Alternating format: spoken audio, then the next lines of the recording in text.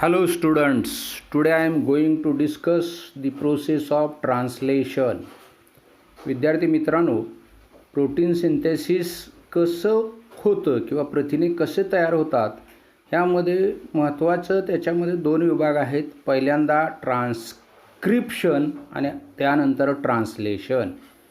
आता ट्रान्स्क्रिप्शनमध्ये काय होतं आपण अगोदर पाहिलेलं आहे.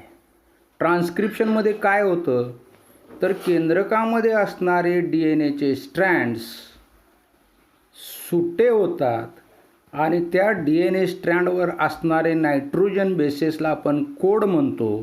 त्या कोडवरून mRNA तयार होतो आणि त्या mRNAवरील प्रत्येक 3 नायट्रोजन बेस क्रमानं येणारे त्याला आपण कोडॉन म्हणतो.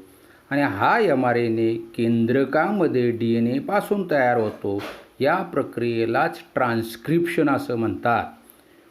वास्तविक पाहता DNAवरील कोड वरून mRNAवरील कोडॉन तयार होतात की जे कोड लँग्वेजमध्ये सांगतात की कोणतं अमायनो ॲसिड तयार करायचं आणि त्यावरून सायटोप्लाझममध्ये ते अमायनो ॲसिड तयार होण्याची प्रक्रिया होत असते आणि त्या प्रक्रियेलाच आपण ट्रान्सलेशन असं म्हणतो. आणि ते जे अमायनो ॲसिड एकमेकाला जोडले जातात त्यापासून एक लांब असा अमायनो ॲसिडची चेन तयार होते आणि ती चेन जेव्हा तुटते शेवटी त्यावेळी तो सगळे अमायनो ॲसिड मिळून प्रथिन तयार झालेला असतो. आता ही चेन कशी तयार होते हे आपण पाहू.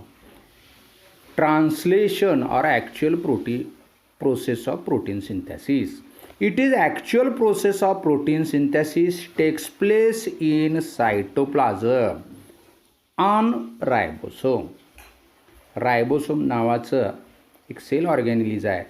त्या रायबोसोमच्या साहाय्यानं ही प्रक्रिया घडून येत असते. During the translation codon of mRNA are translated so the amino acid in sequence are forming a chain of polypeptide on ribosome. आता ह्या प्रक्रियेच्या वेळी mRNAवरील कोडॉनच्या मदतीनं ते कोडॉन ट्रान्सलेट होतात म्हणजे भाषांतर होतं त्याचं थोडक्यात आणि त्यामुळं अमायनो ॲसिडचं एक क्रमानं चेन तयार होते आणि ती कुठं होती तर रायबोसोमवर होती. All type of proteins are synthesized inside the cell, so it is an intracellular process. सर्व प्रक्रिया पेशीच्या आतमध्ये घडून येते म्हणून त्याला इंट्रासेल्युलर प्रोसेस असं म्हणतात. During the process mRNA provide the code as to which type of protein is to be synthesized. आता mRNAचा रोलच आहे मेसेंजर RNA असं पण त्याला म्हणतो. आणि ते mRNAमुळं काय होतं तर mRNAवरील नायट्रोजन बेस हे एक कोड लँग्वेजमध्ये मेसेज देतात की कुठल्या प्रकारचं प्रथिने तयार करायचं आहे. The tRNA brings the proper amino acid one at a time and the ribosome mediate the attachment of these amino acid to form protein. आता याच्यामध्ये tRNA आणि रायबोसोम हे सुद्धा महत्त्वाचं काम करतात. tRNA काय करतो तर विशिष्ट असं अमायनो ॲसिड mRNAवरील कोडॉनला तो ओळखतो आणि त्याला अनुसरून विशिष्ट असं एक अमायनो ॲसिड एक tRNA एकाच वेळी घेऊन येतो आणि तो रायबोसोमला येऊन त्या ठिकाणी तो प्रथिन तयार करण्यासाठी काम करतो. The ribosome in cytoplasm is the site of protein synthesis. Very IMP MCQ. कुठं घडतं प्रोटीन सिंथेसिस तर पेशीद्रवामधील रायबोसोमवर प्रोटीन सिंथेसिस घडतं. The process of translation require. आता हे सगळं घडून येण्यासाठी कशाची गरज असते बघा. Amino acids, mRNA, tRNA, ribosomes, ATP, magnesium ions, enzymes, elongation, translation and release factor. हे सर्व घटक कुठले बघा. mRNA अमायनो ॲसिड लागतात, mRNA लागतात, tRNA, रायबोसोम, ATP म्हणजे एनर्जी लागते, magnesium ion, enzyme, elongation, release translation factor आणि रिलीज फॅक्टर्स म्हणजे नॉनसेन्स कोडॉन्स हे इतकं लागतं. There are about 20 different types of amino acid present in cytoplasm. These 20 amino acid act as a raw material for protein synthesis. ही जी 20 amino acid आहेत हे raw material म्हणजे कच्चा माल संबोधला जातो त्यांना प्रथिनामध्ये, कारण प्रथिने अमायनो ॲसिडपासून तयार करतात आणि तयार होतात, म्हणून अमायनो ॲसिड हे रॉ मटेरियल समजलं जातं. That is they forming the chain of amino acid to form protein molecule. त्याच्यापासून प्रथिने तयार होत असतात.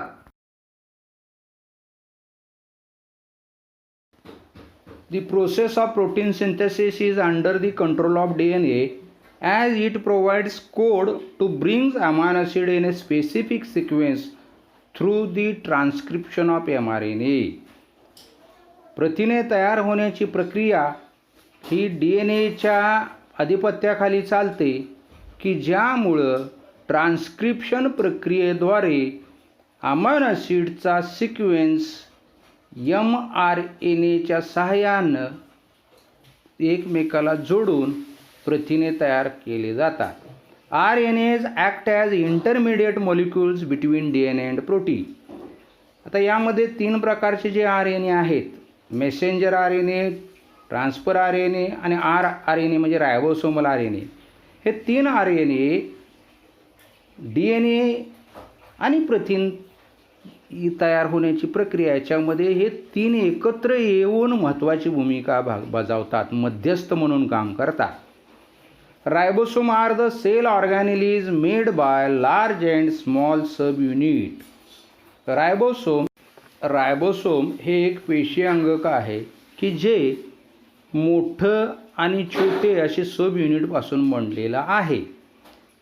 It present separately in the cytoplasm. आता त्याचे जे 2 भाग आहेत, छोटा भाग आणि मोठा भाग, हे दोन्ही पेशीद्रवामध्ये असतात. These 2 subunits get associated together by Mg ions only during protein synthesis. प्रथिने तयार होण्याच्या वेळीच फक्त ते 2 जे युनिट आहेत ते एकत्र येत असतात आणि त्यांना एकत्र आणण्याचं काम मॅग्नेशियम आयन करत असतात. That is, magnesium ions brings them together during the process. Magnesium ion त्यांना एकत्र आणण्याचं काम करीत असतात. Ribosome has 1 binding site for mRNA and 3 binding site for tRNA. रायबोसोमला mRNA साठी जोडण्यासाठी एक रायबोसोमचा भाग उपयोगात येतो आणि त्याचे 3 भाग हे tRNA साठी किंवा tRNA जोडण्यासाठी उर्वरित 3 भाग उपयोगाला येत असतात. Ribosome has 3 binding site. आता हे जे 3 भाग आहेत रायबोसोमचे ते कुठले कुठले आहेत? P site, A site and E site. P site म्हणजे peptide tRNA site, A site म्हणजे अमायनो ॲसिड tRNA साइट आणि ई साइट म्हणजे एक्झिट साइट. हे 3 साइट आहेत. Only first amino acid tRNA complex directly enter P site of ribosome. During this A site is vacant. आता जेव्हा प्रथिने तयार होण्याची प्रक्रिया सुरू होते त्यावेळी पहिल्यांदा फक्त अमायनो ॲसिड पहिलं tRNAला जोडलेल्या अवस्थेत असतं, ते डायरेक्टली पी साइटला येऊन त्या ठिकाणी ते अटॅच होतं, त्यावेळी ए साइट वेकंट असते. In eukaryotic organism a groove is present between 2 subunit of ribosome. जे 2 सब युनिट आहेत, खालच्या बाजूला लहान सब युनिट असतो, वरच्या बाजूला मोठा सब युनिट असतो, जो डायग्रॅममध्ये पुढील पानावर दाखवलेला आहे. हे जे 2 सब युनिट आहेत हे सब युनिट रायबोसोममधील यांच्यामध्ये एक लहानशी खाच असते, छिद्र असतं. ग्रूव्ह म्हणजे छिद्र किंवा खाच असते आणि त्या लहानशा ग्रूव्हमध्ये काय होतं ते प्रोटेक्शनसाठी आहे. तो कशाचं प्रोटेक्शन करतो? एक पॉलिपेप्टाइड चेनचं प्रोटेक्शन करतो एन्झाईमपासून आणि त्याबरोबरच mRNAचं सुद्धा तो संरक्षण करतो. न्यूक्लिएजेस नावाच्या एन्झाईमपासून mRNAचं तो संरक्षण करतो असं त्याचं प्रोटेक्शन हे काम आहे त्या ग्रूपचं. मेकॅनिझम ऑफ ट्रान्सलेशन पुढील पॉईंट आहे, मेकॅनिझम ऑफ ट्रान्सलेशन. आता ॲक्च्युली मी जे काय सांगितलं मगापासून ते कसं होतं त्याला म्हणतात mechanism of translation. That is synthesis of polypeptide chain. त्यालाच आपण सिंथेसिस ऑफ पॉलिपेप्टाईड चेन असंही म्हणतो किंवा प्रोसेस ऑफ ट्रान्सलेशन असं सुद्धा म्हणतो. आता हे 3 विभागामध्ये विभागलेला आहे. पहिला भाग आहे activation of amino acid. Generally amino acids are inactive in the cytoplasm. They are in the soluble form and they are inactive. मग त्यांना ॲक्टिव्ह करण्यासाठी एनर्जीची गरज असते. पहिल्यांदा ATP घेऊन ते ॲक्टिव्ह होतात आणि त्या प्रक्रियेला आपण ॲक्टिवेशन ऑफ अमायनो ॲसिड असं म्हणतो. कारण ATP म्हणजे एनर्जी घेतल्याशिवाय ते ॲक्टिव्ह बनत नाही. त्यानंतर ते ॲक्टिवेटेड अमायनो जे ॲसिड आहेत ते ट्रान्सफर करण्याचं काम tRNA करतो. म्हणजे ते tRNA कोडॉनला रिकग्नाइज करतो आणि विशिष्ट कोडॉननुसार विशिष्ट अमायनो ॲसिड tRNA घेऊन रायबोसोमकडे येतो. त्याला transfer of activated amino acid असं म्हणतात. आणि तिसरी स्टेप ही अत्यंत महत्त्वाची स्टेप आहे. त्यामध्ये 3 घटक आहेत. ॲक्च्युली हेच ट्रान्सलेशन म्हणून आपण त्याला संबोधतो. आता हे ट्रान्सलेशन कसं होतं बघा. Initiation, elongation and termination of polypeptide chain which result into release of polypeptide chain.